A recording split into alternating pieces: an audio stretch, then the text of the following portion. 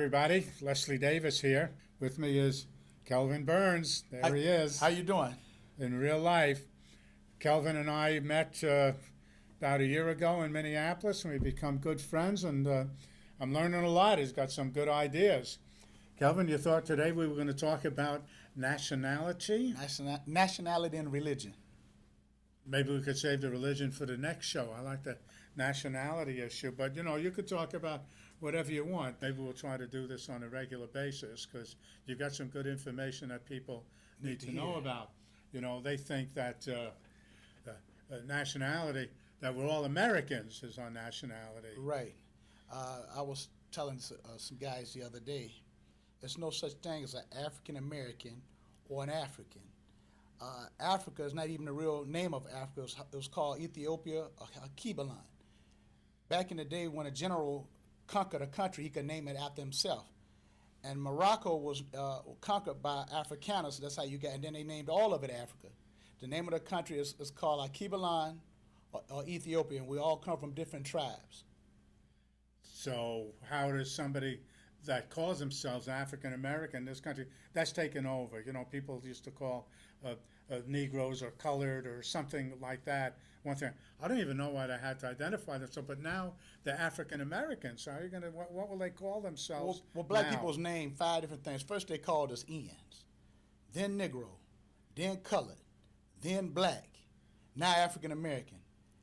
We are none of those things. There's no such thing as an African American. We can talk to the scholars, we can talk to the professors, and a lot of these professors know that there's no such thing as an African American or African. It's a made-up nationality. It's not a nationality. You have to proclaim a nationality. Black Americans are Hebrew Israelites, which are Jews, or you can call us Moors, M-O-O-R-S. We're Moors.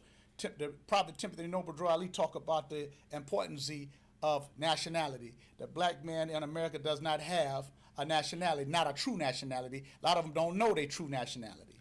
Well, how would you find that out? If you're a young African American male, a young black male watching our show now, what would he call himself? He's not an African, he would call himself a black man? A lot of us are Moors and Hebrew Israelites. We come from different tribes. Everybody black is not the same. Just like you got a Labrador Retriever and a Rottweiler. They're both black and they're both dogs, but they're not the same. We all are different. So all blacks, we come from different tribes. So how would one identify themselves? We could either call ourselves Moors or you can call yourself a Hebrew Israelite. We are the black Jews, the lost sheep over here in North America. We're people without a land nor a country. One of the 12 tribes? One of the 12 tribes. Just like us people see me with the 6-point star, and the first thing they think is gang. No, this star has a lot. It means a lot more than what people think it means. Give me an example. It has a lot of representation. 6-point star is nothing but 2 pyramids, one up, one down, higher self, lower self. It means a lot of things. The 6-point star also represents man. It represents the 12 tribes, the 6 points in, the 6 points out. It represents a lot of things. There's some good information, things that I know. I've been around a while. I'm a little worldly, and I never heard this thing. The 6-point star has a beginning and no ending. I thought the 6-point star is the Star of David. It's the Star of David, but it's a representation of a people. You even have a 6-point star on a dollar bill. It's combined of 13 5-point stars, but if you trace around that back, you'll see it's a 6-point star in the back of a dollar. But like I said, a lot of our people, they've been lost and they don't have knowledge of self.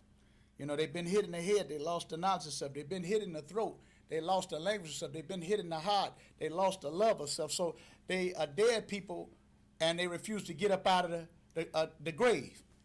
They mentally and spiritually dead because they go to some of these churches and they preaching the wrong thing to them. Some of these pasteurized, punctified, pulpit pimps, pork chop eating preachers are preaching the wrong thing now, people, and they're out there killing each other because they have no knowledge of self. They just think they're a gangbanger, or they just think they are African American. They don't know who they really are. You have to teach a person something about themselves for them to feel good about themselves. Well, where would they go to get this kind of teaching? Well, I teach it. I'm a Melanic. The Moorish When you say Temple Melanic, is that a... That's the name of an organization. It's called the Melanic Islamic Palace of the Rising Sun. You also had a Moorish Science Temple. You also had the Black Hebrew Israelites. They're very knowledgeable. Moorish Science Temple, the Nation of Islam. You even But had knowledgeable about where are they getting the knowledge from? The Bible or something? We don't even know who wrote that. where they studied the Bible has been played with. Right. So you can't take it for value. It had to be dissected. And that's the book that they whoop black people with, but you can also whoop black people back in shape with it. So I'm saying it's a poison book, but it takes poison to kill poison. Does it? You think that's Yes. so how are we going to use the Bible to get people back in shape? Well, we're going to go in and pick out the verses we think are appropriate. Well, like I said, the Bible had to be dissected. I read the Bible and the Quran, and with the Bible and the Quran, you get two complete books. But you still have to do some more study beyond those books. You know, like a lot of either one. I'm with the Creator of everything. Right. That's where I get my strength from. It's not because I'm white or short or bald or Jewish or whatever. You know. Right. I get my strength from the Creator. I don't know how the whole creation came about. People that write that in a book, oh, it's created in 7 days and all of that. And then some people say, well, the 7 days meant 7 generations and all of that. seven created spirits of man. Really? Earth, wind. I always say earth, wind, and fire, time, planet, water, and matter. The 7 created spirits of man. We talk about that too. You talk like a preacher, you know. You're kind of good at this. You got a good rap together. But once you start hitting on the Bible, where you lose me, I'm talking about in a conversation, not lose me in understanding and friendship and all of that. Right. Is when we start talking about the Bible and religion and God's in the clouds and He's going to get you. He's going to raise. Well, we don't know. Well, Jesus is not going to come out. A 2,000-year-old Jesus, especially, is not going to save you. And you have a lot of people in my community. They've been brainwashed and thinking that prayer changes things.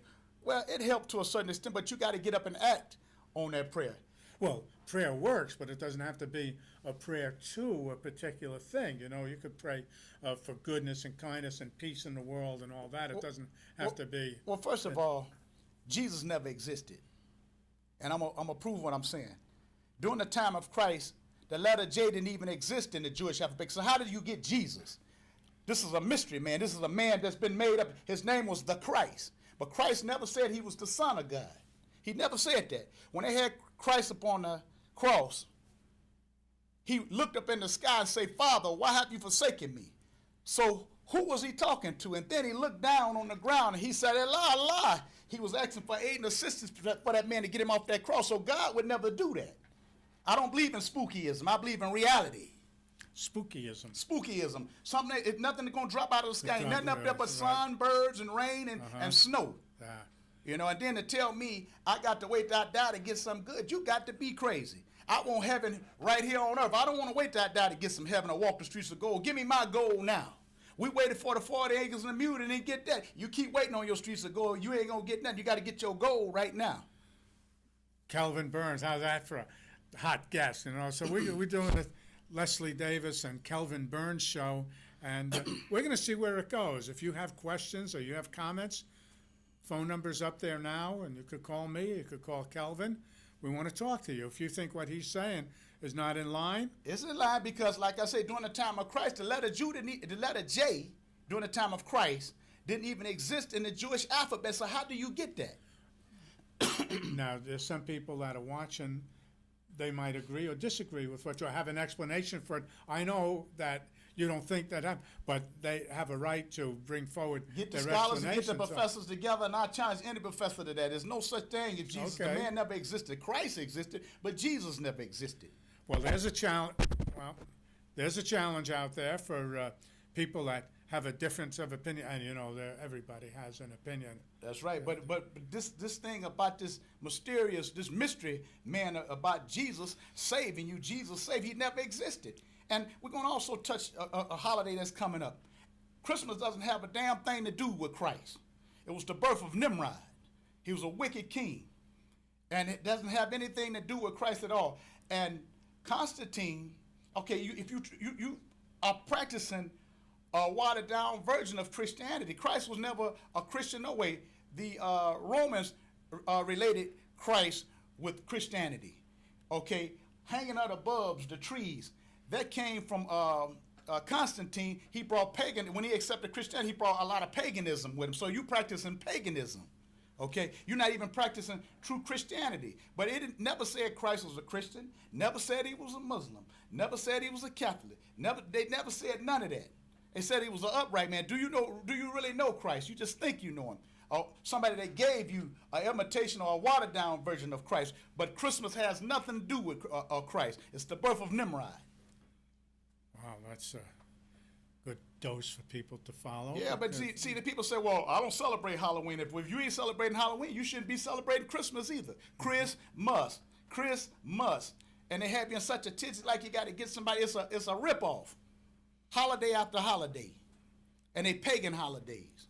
It's for the retailers to get rich. To get rich. Retailers to get rich. To get rich. So if you had your way, so to speak, what would you create? What would you have for a religion? What would be the book? What would people learn from? They can't learn from the Bible because there's so many things that are contradictory in there, and that's a lot of things contradictory in all these books. Just like I say, the Christians ain't no better than the Muslims, and the Muslims ain't no better than the Christians. So then we'd have to go and pick apart one of the books and to selectively. Well, a good doctor studied all books, and then you draw to your conclusion. But there's no difference between none of them. They basically all come from one religion. They all branched off from something else, So you go back to that one. One guy told me it all comes from ISIS. Well, I don't know about them people. It all originated with ISIS and her brother, and all these things are throwbacks to that. And he wrote some papers and he sent them to me, and I'm reading up on it. The ISIS paper. The ISIS paper. Right. I was telling some guys the other day, there's no such thing as an African American or an African. I've heard of that. And he's done some studying about it. He says all this is a bunch of fiction. When a guy prays 5 times a day, he starts out as a kid and he teaches this, and he sees his father's praying 5 times a day, and they're laying down and they're bowing down.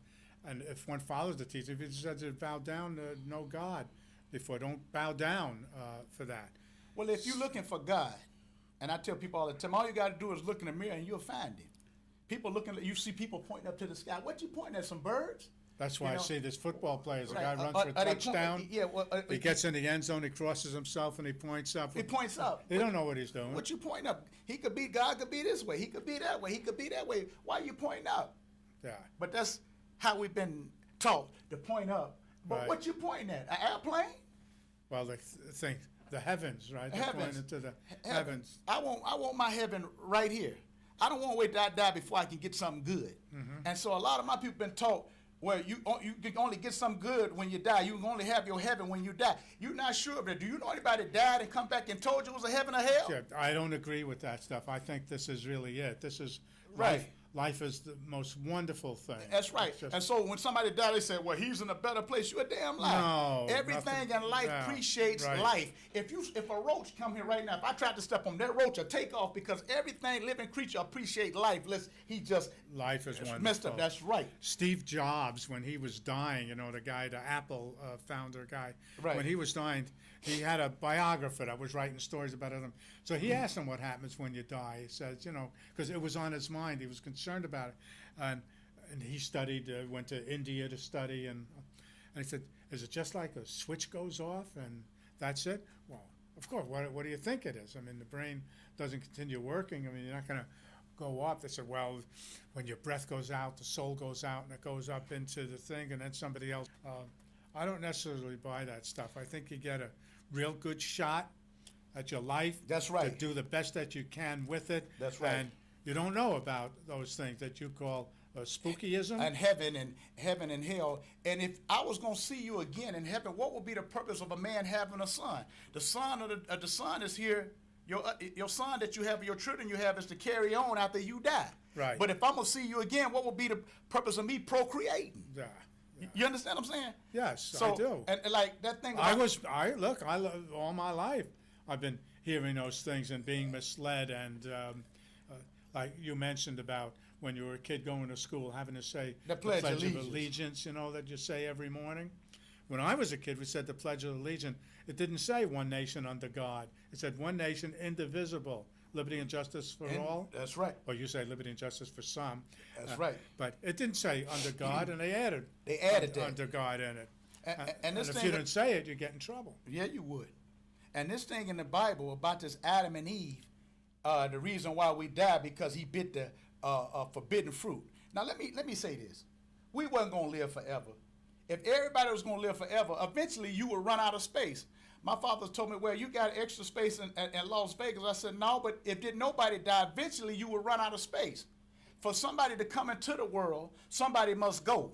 If did nobody never die, we would run out of space. For somebody to come here, somebody got to go. Life is math and science. For somebody to come into the earth, when somebody come into the earth, somebody is leaving. When somebody leaving the earth, somebody coming to take your place. So we wasn't gonna have eternal life. That's some more garbage. Well, we got about 8 billion people here. Right. Double what but we the had. thing about eternal life, the reason why we don't live forever, because Adam bit off the forbidden fruit. That's some bull crap. Because if all of us never died, you would run out of space. But for somebody to come here, somebody had to go. Because eventually the whole world will be overcrowded. So when somebody come into the world, born into the world, somebody leaving soon as somebody born. At that same time. At that same time. So life is a mathematical order, and it's also a scientific order. Okay? This Bible contradicts itself. Bible means basic information before leaving earth. Basic information before leaving earth. But you have things in that Bible have people distorted. Okay? Distorted minds. Like I say, spookyism.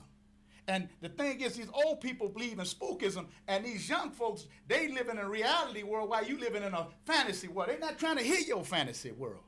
So you're not dealing with these young kids today. They want to see the money. Okay? And I'm not saying money is everything, but it's almost everything. You need money to even function in this world.